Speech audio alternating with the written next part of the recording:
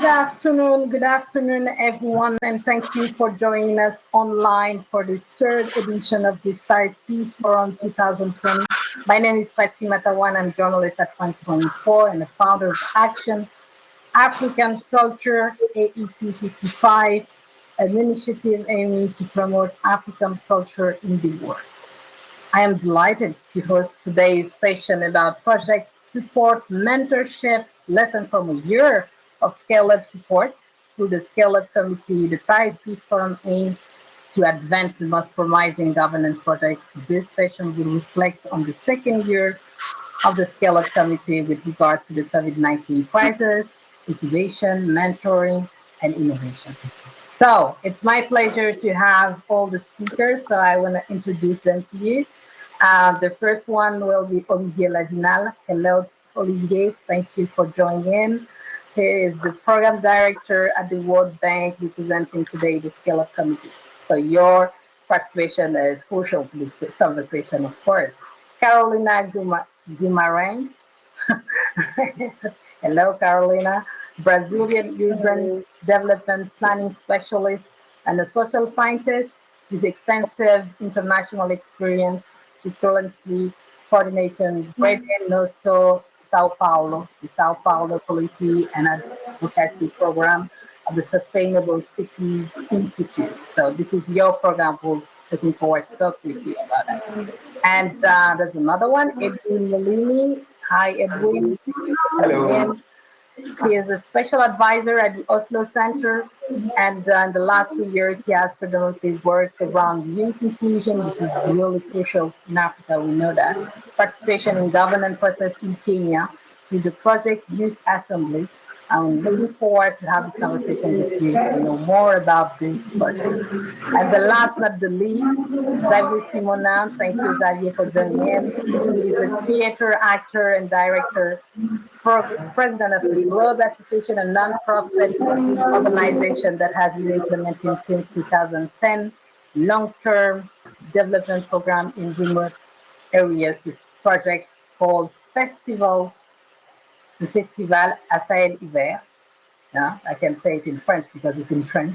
In Senegal, my home country. So I'm really glad to have you all in this panel. So let's start with Xavier and with Olivier Lavinal, sorry.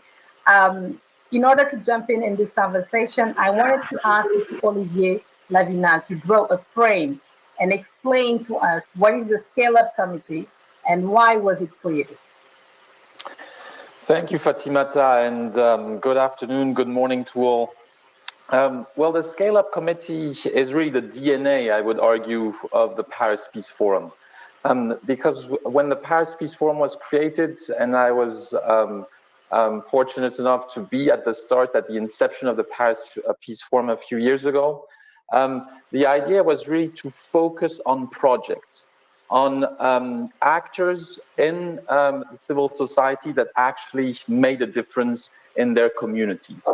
And of course, through the selection of projects and the interactions between the project leaders and the participants of the forum, they managed to create that dialogue. And the Scaleup Committee was built to support those projects that were selected and those projects that were probably the most promising, and accompany them through the course of a year and beyond. And I think that as far as the mission statement of the Scaleup Committee, what we saw grow as we learned is that it's absolutely critical to exchange, to help, to network, and that is the role of the Scaleup Committee, to help these project leaders grow their business, grow their idea, and increase their impact. So we're here to discuss if it achieved that role. I think, like everything else, time is important, and we're learning from our experience. I know that this year, however exceptional it was probably more effective than the previous year, and so on. So happy to engage with the project leaders and with you, Fatimata. Oh, thank you, Olivier, for this introduction to what is the Scaleup Committee. So let's jump in it and dig a little bit I would like each of you to just present in the broad way your project. Let's start with Carolina Guimarães with the Sustainable City Program in Brazil. Tell us more about this program, Carolina.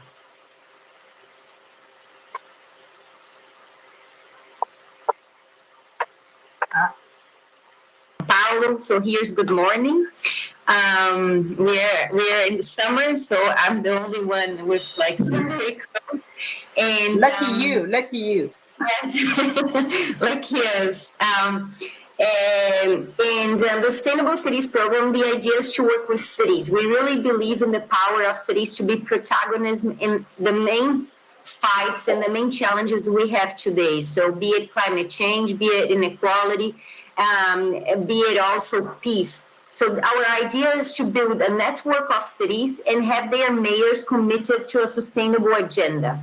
And once they are committed to a sustainable agenda in the beginning of their 4-year terms, here we have elections every 4 years for municipal elections, they commit to this and then they use our platform, the Sustainable Cities platform, to be able to monitor and we support their work to this agenda of indicators, so public policies based on indicators and on data. And at the same time that they're doing that at the local level, they're also connected with this global agenda because we've been protagonism since before 2014, but when the 2015 Sustainable Development Goal agenda of the UN was put together, we municipalized these indicators that each country has municipalized according to their context, and we've done that. So at the same time that they're monitoring and going through their local agenda, they're also connected with this global agenda. And our platform has a bunch of guides and tools to support this implementation. We know how important it is to think in a comprehensive and complex way when you're talking about development and how the problems and the solutions are also very connected. So you're talking about race, but you're also talking about housing, and you're also talking about mobility. So in this way, we really try to support the cities, especially the ones that don't have the technical capacities. We have more than 5,000 municipalities in Brazil, and they're very different. So I'm talking here from a city with 11 million people, almost 12 million people. São Paulo, but you have cities with 20,000. So of course you have different capacities and very different ways of addressing the challenges. So the idea is to support the cities so we can all be leveraged into like this better development idea. So we were very happy to be selected. We were last year at the Paris Peace Forum, and I'm happy to exchange with you. Thank you.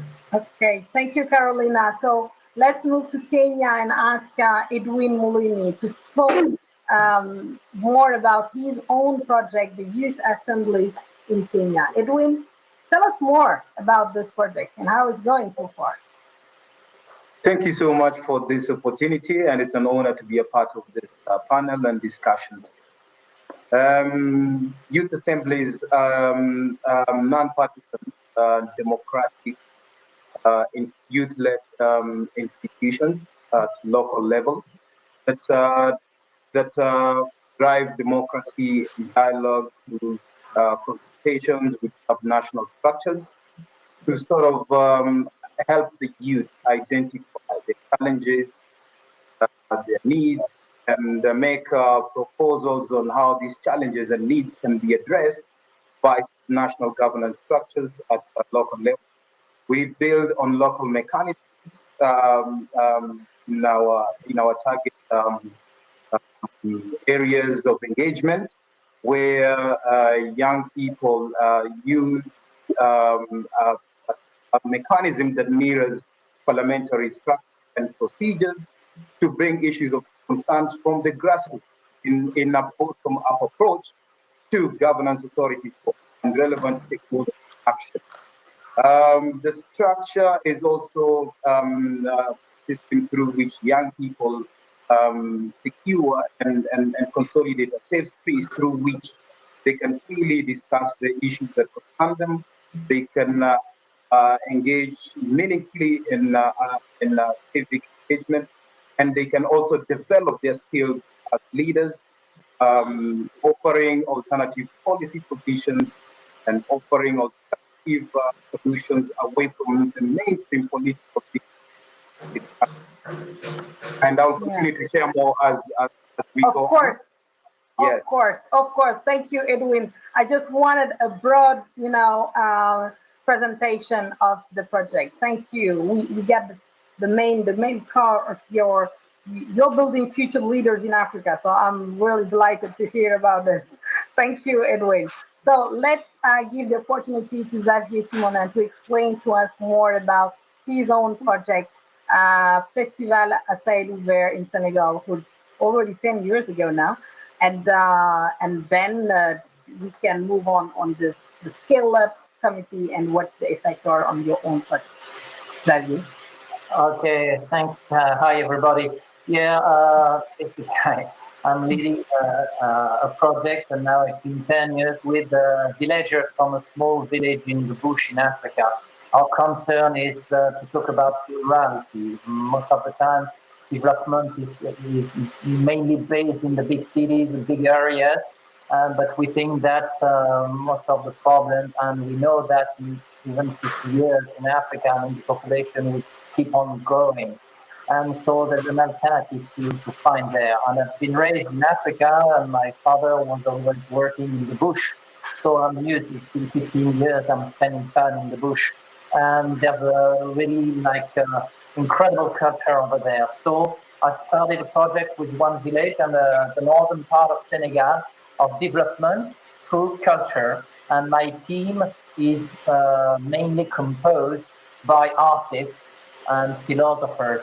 And so it's quite different from usual, I would say, NGOs or whatever. I mean, it's only artists that are in a non-profit organization trying to do development through culture. And every 2 years, we celebrate it by in a big event called the Festival Assaïd Ouvert, where we bring huge stars, African stars, to bring the media and then the sponsor and then the money to do what we do in between two festivals. It's every 2 years. And so, that was the 10th anniversary last year. And that's why we were rewarded with the Scaleup program at the Paris Peace Forum for what we have been achieving after those 10 years. And congratulations. Through art and culture. Okay, congrats then. So let's move back to Olivier Lavinal. I would like him to tell us more. Are you able now to tell us the impact of the SCUP a year later from your point of view? Well, I mean, I think we will measure the impact as we go. What we can do is draw lessons from these previous experiences and also how we have engaged with project leaders. Now, I think that we have heard from our three project leaders very different projects, but they all have in common what I call the 3 I's, right? They all try to achieve impact. On the ground. And I think Xavier just mentioned it, I think development impact even at grassroots level is essential. They're all innovative projects. And that's part of the reason why they were selected, because, we believe that these projects can change things on the ground, but also can change, and impact the broader community of development actors, of diplomats, of decision makers. So that's the second I. And the third I is inclusion. And I think we heard it very well in Brazil. We certainly heard from Edwin on the youth agenda. This is critical because these projects will actually, lay the ground for innovation and inclusion within societies. So for us at the Scaleup Committee, our role is to help them expand that impact, be it at the grassroots level or at the international level. And, I think we have achieved to some extent success, but better than me, saying if we achieve success, it will probably be for the project leaders to share their experience on how this has been helpful. Of course, that's the second part of this conversation. Carolina, you have the whole floor to tell us more about the results. Do you have any results that you could share with all of us and the viewers on your results and your successes, within your program and your project, the Sustainable Cities? Well, first it was great to be able to be selected and to be part of this small group. I think that when we talk about peace, we're talking about peace in broad terms. So I really think that if each different project interpret peace in different ways, so like building bridges, connecting the dots. I think also looking at the most vulnerable people in the city. So the support, the mentor support was very, very interesting. I think we had the ability to exchange with other projects, learn what's happening around the world. So we had, for example, the ability to exchange with some projects in South Africa also, not from the Paris Peace Forum, but like from the wider network of the Paris Peace Forum. We also talked a little bit about like financing. So like, how can we support this bigger community? Also to think in broader terms, like how to finance this kind of solution. So for example, like private companies, French companies in Brazil, thinking about that. We're also connected with the academia. So how the academia is really thinking about some ideas. And then also like thinking how different ideas could be implemented in this local context. I think we exchanged also, our mentor was very good. She was from the Open Society. They're one of our funders. So it was very interesting because we were talking about this year is a year for us to talk about elections, municipal elections. It will happen now on Saturday. And then we're also talking about elections, of course, at the federal level, but in the US. And then with coronavirus, talking about the election was a very important topic. So how can we deal with that? How can we deal with that problem? And that's a huge thing for us for our mobilization of our agenda. So I think that it really brought our team together because we were all like many in the meetings. We were like communication teams, mobilization teams, and we really had this opportunity to think outside the box. I know it sounds sometimes a bit cliche, but I think it's important because we're also thinking about like we're not talking about peace, we're talking about beyond our frontiers, and also to think about other challenges we have. And then I can talk later about our challenges too. Of course, this is gonna be part of this conversation as well. Edwin, I was wondering if you are able, with your own program to measure a year later. I mean, is there any impact that you can measure, of the Scaleup Committee on your program? That's a very interesting question because that is sort of like Olivia has alluded to, is something that we will keep measuring as we go. But however, when we were recognized the forum last year through the Youth Assemblies concept as one of the solutions to effectively include youth in decision-making and governance processes, we were only working and operating in Mombasa. And this period also, since then, coincided with the election cycle in Mombasa. However, during that period, we have seen that peace, Mombasa peacefully transition power and leadership despite the challenges that COVID-19 presented to the election cycle. And this goes further to demonstrate that there are gaps that we need to think about in terms of introducing new knowledge and new democratic practices that should correspond to what is now the new reality. Since then, with the support and collaboration with the Scaleup Committee, knowledge sharing, experience sharing, innovative ideas on how to use digital platforms and other alternative strategies to continue working. We managed to scale up in another county in the Kenyan coast, which is Kwale, where the Youth Assembly has been established and it's functional. And even at the national level, as we're having discussions about how we can effectively implement the gender role that has been elusive at a national level politics, the youth in Kwale have demonstrated that with goodwill, some of these issues can be addressed by offering an alternative way to how this can be realized. They adopted a twinning of candidate strategy, understanding the local context, appreciating the challenges that the social fabric present, and saying that we want to be a part of the solution. And through twinning strategy, gender parity has been realized effectively within the Kwale Youth Assembly. They are also doing very well in terms of the knowledge and experience sharing we have had back and forth with the Scaleup Committee, also developing very strategic partnerships with subnational governance structures, being a blue and green economy region, identifying some of the areas through which the youth can benefit within the blue and green economy infrastructure. And this is also critical in this partnership. They have also identified training opportunities with subnational governance in terms of training that specifically tailored for blue and green economies, which is a good impact considering that this establishment did not take place until September this year. So that is a very good progress going forward.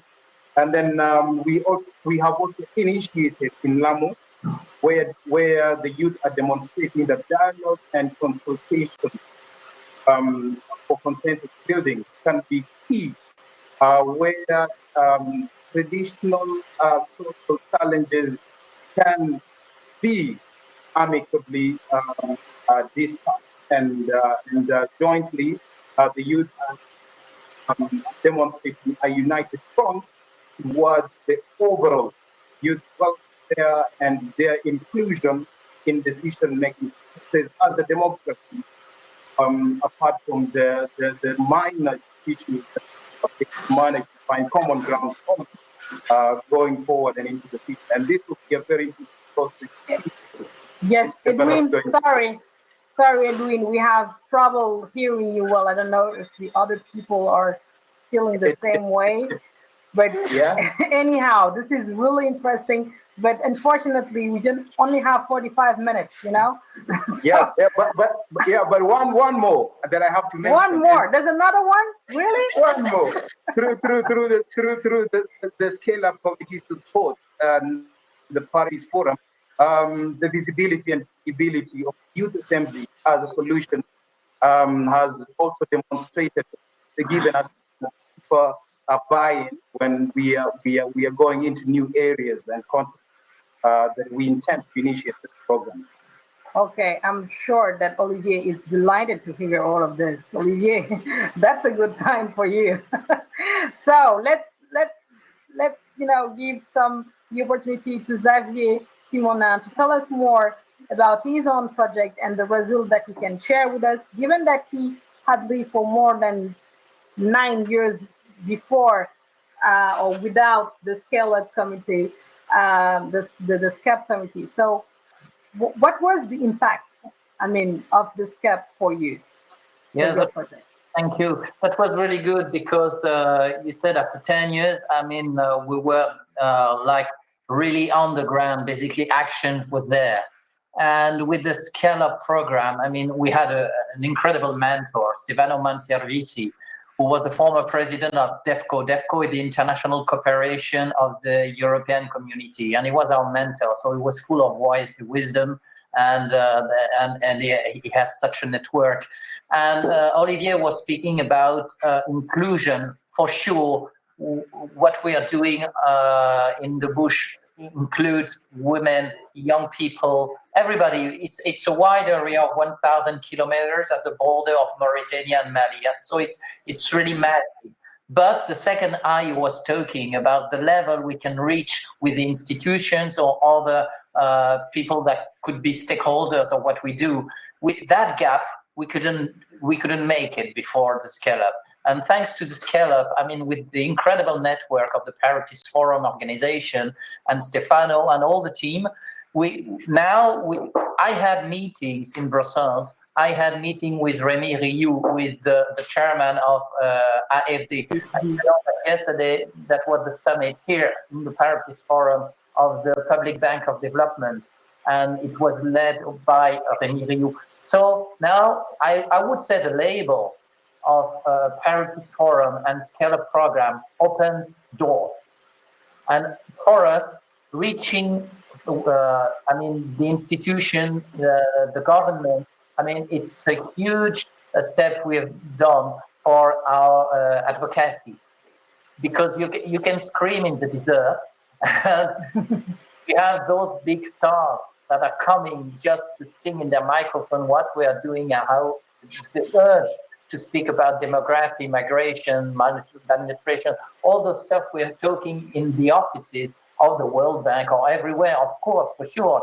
But I know the reality from the ground, and the stars are like helping us to make this advocacy, like in a poetry style, came to the ears of the people who have the keys to decide the political issues.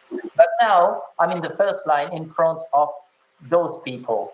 And for sure, when you have like Carolina, like Edwin, something in your eye that comes from the ground, it's very good for us to know what the matters are from the institution, what the problem they have to set up their political, ways of deciding how the world will turn. And it's good for us to listen to them. And this link, Olivier was speaking about the civil society. This link, this gap, I would say that the Paris Forum and especially the Scaleup program is here to, erase this space. That's why we are here. And that was really good. In a year, and especially a year with the COVID and the pandemic where everything has stopped all over the world, we kept on working on our subject. And we worked out a webinar with Remy Rioux, with Stefano Manservisi, with Suleiman Bachirian, who is a great philosopher, Senegalese philosopher, teacher at the University of Columbia, Youssou N'Dour, the big star. And we had this webinar in the middle of, the summer, and then meetings here in Paris, and then meetings in Dakar. And the president of the Republic of Senegal is now sensitive for what we are doing. And it's been 10 years in his country. But now, and that's all those things were possible thanks to the Scaleup program, I would say. Oh, that's a great news. That's great news. Olivier, you must be thrilled. Networking is very important. Yeah, you must be thrilled. All the three projects, very different places, and they all share in common, the joy to be with you. And then, furthermore, the level, Xavier just talked about the level of the SCUP. The level, it should be like a brand now, right? Brand. No, it's great. Just a quick reaction, if I may, Fatimata, to what was said, sure. if possible. Listen, I think that Carolina, Edwin, and Xavier all brought something new to this discussion. Clearly, the quality of the mentorship relation between, the mentor and the mentee is important. And it's our job to make sure that, the mentor is very much aligned and can provide something to the mentee. That's a point that Carolina made, and I thought it was really important. Edwin and Xavier remind us how important it is to work outside of their comfort zone, but also to work towards more visibility and leverage the Scaleup Committee and the Paris Peace Forum as a whole to gain visibility. And that's a really important, I think, item, because what the SCUP really brings, and with the SCUP, it's the Paris Peace Forum, I think it brings access to networks, as Xavier referenced, to visibility, through the access to networks, as Edwin, very eloquently said, but it also can bring, depending on the needs of the project, access to expertise, targeted expertise when and if needed. And finally, I would say, going back to your original question, Fatimata, on how we can improve, I think that ultimately it will need to bring access to financing. Now, I'm not saying that, we should transform the Paris Peace Forum into what it is not, but the role of the mentor, be it like an organization like the World Bank or the European Commission or the Agence Française de Développement that Xavier mentioned, is really also to connect those project leaders to potential financial sources, be it public or private. And I think that this takes time. Fundraising takes time, so it's beyond, the 12-month cycle. But what can happen in the 12 months is get the teams ready on the ground to pitch their project, to do more and fundraise ultimately. Again, it's going to be longer than the lifeline of the Scaleup Committee, but I think that as we go forward, this is something we may wish to continue to consider. Okay, sure. So let's ask directly to Carolina. So what are the challenges, or what can be improved? I mean, Olivier just took my question, so I'm gonna ask you. We're a team, Fatimata. Yeah, sure. So Carolina, tell us what are the challenges that you may have faces this year within the SCUP?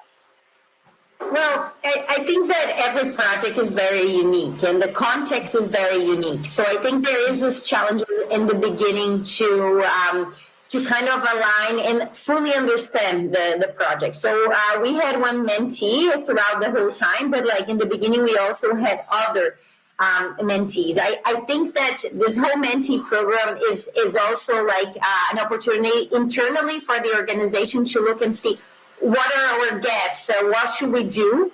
So it's also like an exercise internally, and then I think it's also an exercise on the other side. I think the context is very particular and the mobilization is very particular. I've been advocating for regional blocks. I think that South-to-South cooperation is very important, but I think that also regional blocks are very important. And Latin America is still growing in the Paris Peace Forum. We had like not that many projects last year. We had 2 from Brazil actually. Another one focused on security, Garapé, and I think this year. But I think we have to support these regional blocks. And I think that as we're talking about multilateralism and the importance of putting in practice, implementing this agenda as the SDG 17, I think we really have to work, as mentioned by Olivier, with different stakeholders. So I really think that bringing the private sector, bringing the multilateral banks, and also the regional blocks and the regional banks are very important. And I also think that after 1 year, it could be like, as mentioned, a project with good impact that could be supported through this other phase. So I think that we can think like phase out this committee, right? Like, so the first year you have like this support with the knowledge, and then you pass to another phase of more like financing and things like that. I think that one of our biggest challenges, and the great thing of going to the Paris Peace Forum is, especially last year, you see so many amazing solutions, and you're like, oh my God, and the world is still really complicated. How can we scale this? So I think there's this frustration and opportunity for us to scale this, and I think that this in between, the Paris Peace Forum is doing a great job, and I think we can do more. I think that's about it. We can do more. I mean, it's gonna be a name tag there. We can do more. So Edwin, tell us you, what are the challenges that you have faced this year to the SCUP?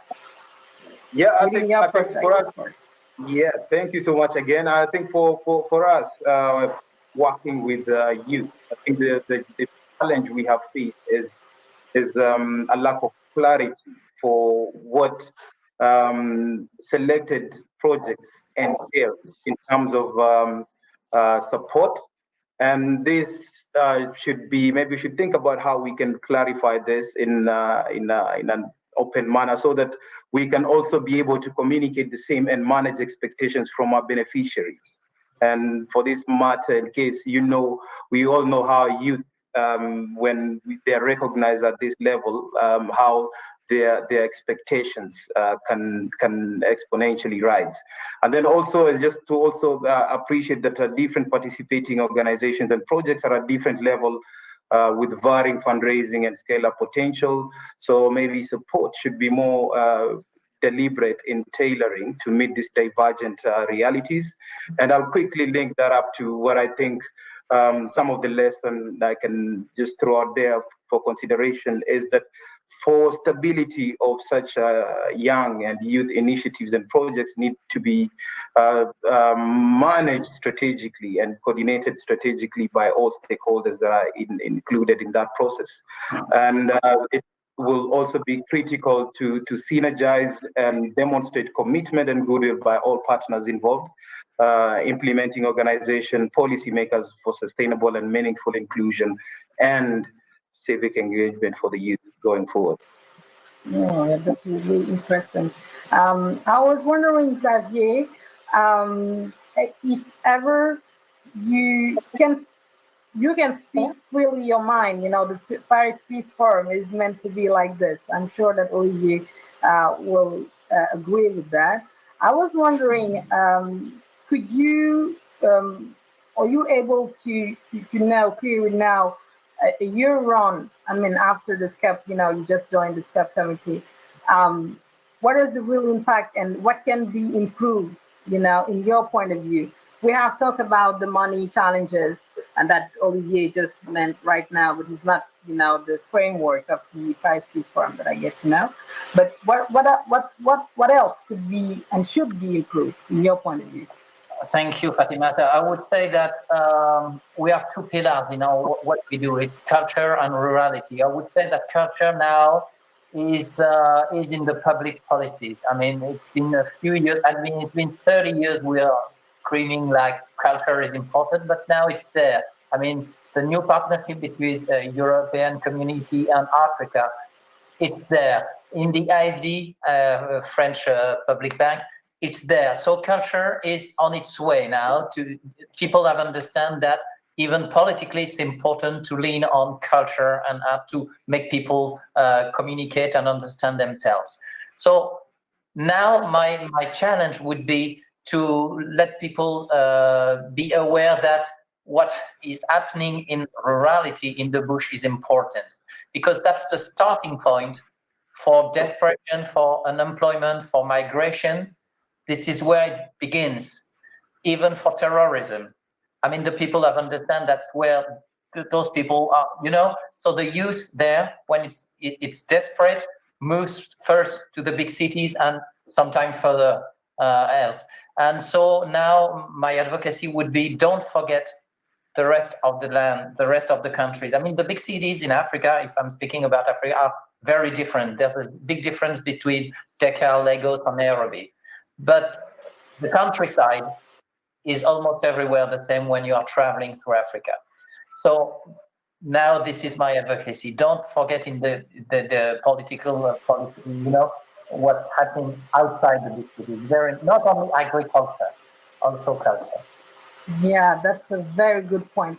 So, Olivier, this is your huge responsibility now to draw a small conclusion on what you have heard so far. The projects are really amazing. They are very different, and thank you for having me as a host. And I learned a lot reading through your own project, and this is really interesting. I know where the Paris Peace Forum are aiming to, but I would like to know, in your point of view, you should be happy now. Then. No, thank you, Fatimata, and thank you all. I'm very happy, but I also realize the extent of the work that needs to be done. I mean, we did go through an exceptional and extraordinary year. We're still, for most of us, you know, in this context. I think that we showed resilience. I think that the project leaders showed resilience throughout the year and used the tools that they had at hand to continue their work. I think that the role of the Paris Peace Forum is really to put these projects, these organizations, grassroots, on the trajectory of growth in any way possible. And that, of course, it will require time. And as you know, development takes time. It takes sometimes generations. But what I'm very hopeful with And what I think we saw today is the extraordinary richness and complementarity of the initiatives that were selected. We drew, what they had in common, and again, innovation and impact seem to me very important items, but they all were in different fields, and I think tapped into different sources of life and society. So, and as well as different regions of the world.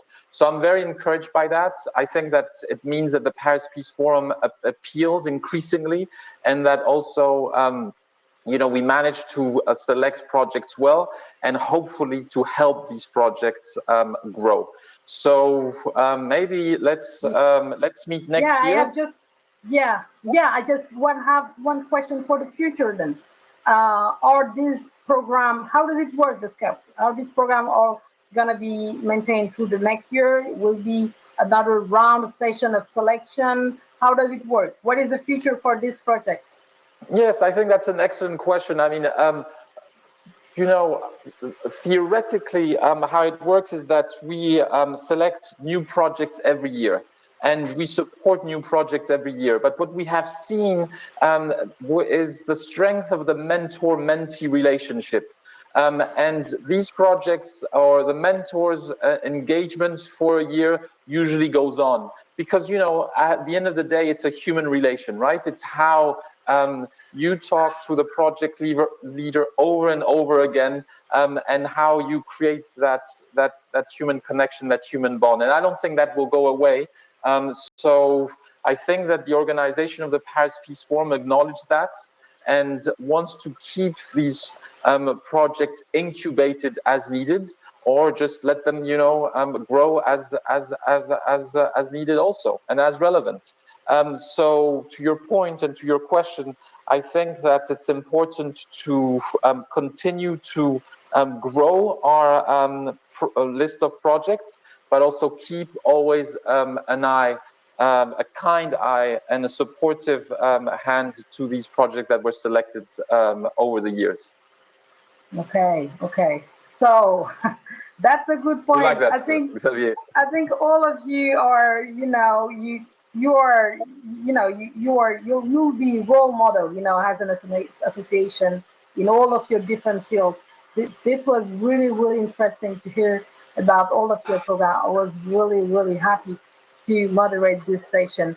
So this is we are waiting for people to ask us questions, but I just figured out that they have all the answers that I needed through your excellent contribution. So thank you, Xavier, for the Festival Sahel Ouvert in Senegal. Thank you, Carolina Guimaraes in Brazil. Thank you to Edwin Molini in Kenya and his youth project. That was really, really interesting, and I was really delighted to host this program. Thank you all for joining us in this interesting session for the third edition of the Paris Peace Forum. My name was, it's still Fatimata. It was my pleasure to moderate this panel on the Scaleup Committee. Hope you enjoy it as much as I did moderate it. Thank you, and stay tuned for the other full panel that I have on this platform. Thank you. Bye. Bye-bye now. Bye. Bye. Bye now.